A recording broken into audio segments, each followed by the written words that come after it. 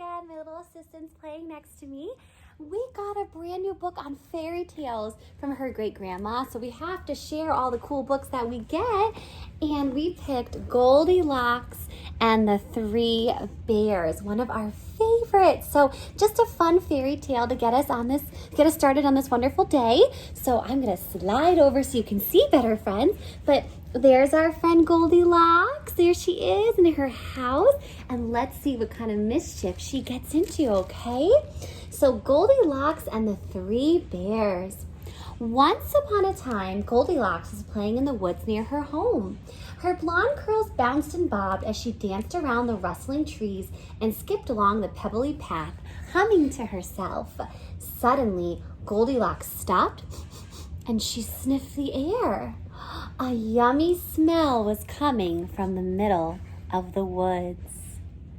Friends, what do you think that could be? What's that smell? Is it cookies? Is it apple pie? Is it chicken? What is it? Let's see. Rumble, rumble. Goldilocks' tummy grumbled loudly. Goldilocks followed that delicious smell and soon found herself in front of a little house. How sweet, she cried, clapping her hands in delight. I wonder who lives here. Friends, who lives in that house? Do I live in that house? Do you? If you remember what animal lives. Goldilocks knocked loudly on the front door. But on the last knock, the door swung open and nobody was home. Goldilocks saw 3 bowls of porridge on the kitchen table. Her tummy rumbled again. I'm sure no one will mind if I go inside and have a little taste of porridge, she told herself.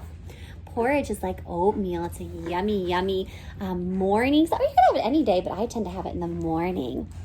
And look at friends, there's 1, 2, 3 bowls. We interrupt this story for someone who wanted to say hi. Hello.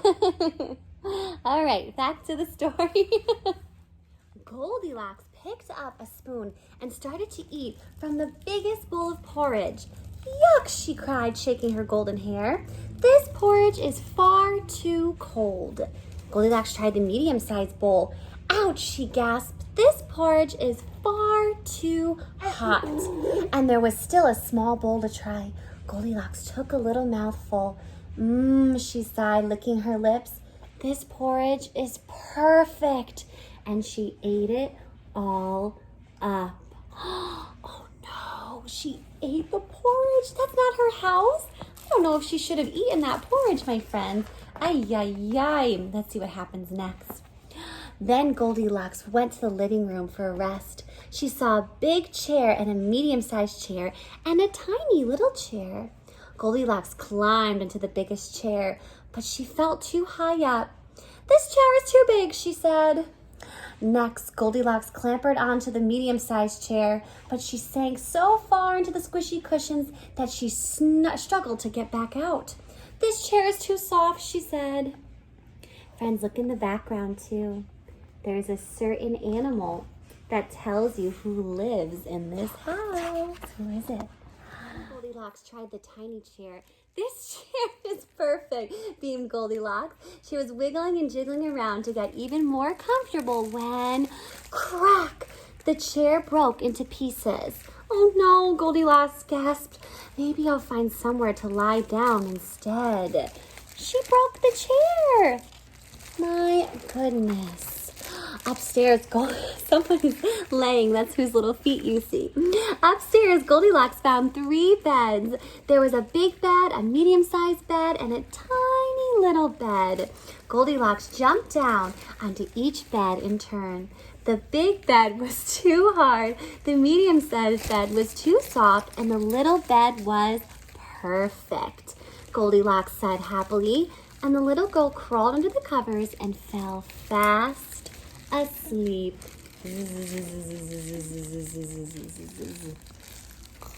She's sleeping in the bed. Uh-oh, who's here, everybody? Who is it? Meanwhile, 3 hungry bears returned to the house in the woods, and they had been on a walk while the hot porridge cooled down in the kitchen. But the door was already open, and there were muddy footprints in the hall. How many bears are there, friends? Can you count them? 1, 2, 3. I would be scared if I saw footprints in my house.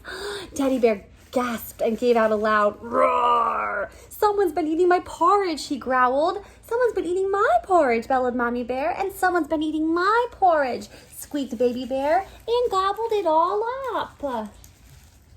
Oh my. The 3 bears padded into the living room. Someone's been sitting in my chair, roared Daddy Bear, looking at the strand of golden hair on the armrest. Someone's been sitting in my chair, growled Mommy Bear, peering at the crease in the cushion.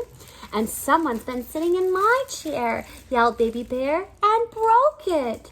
Suddenly, the 3 bears heard a noise from coming upstairs. Do you think Goldilocks is still in the bed?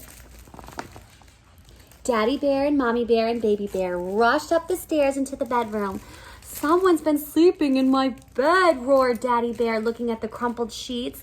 Someone's been sleeping in my bed too, growled Mommy Bear, straightening, bless you, her untidy covers. And someone's been sleeping in my bed, squeaked Baby Bear, pointing to the Goldilocks. And she's still in there.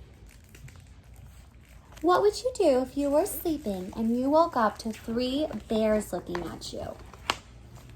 Goldilocks woke up with a start and found 3 bears peering down at her. She leaped out of bed and ran out of the house and sped off through the forest as fast as her legs could carry her. And the 3 bears never saw Goldilocks again. The end. There's a whole bunch of fairy tales in this book. Wow. So Goldilocks went into the house. Can you tell me the 3 things that she did? She came in and she ate what? The porridge. Then she sat in the chairs. And then she went to bed. So the sequence or the order of the story was porridge, chairs, bed. And then she ran away. I wouldn't want to come back after seeing 3 bears looking at me. Well, I hope that was a fun fairy tale to start your day. We are so happy to always read to you, and thank you for always letting my little assistant be a part of things. We will see you next time. Say bye. Bye, everybody.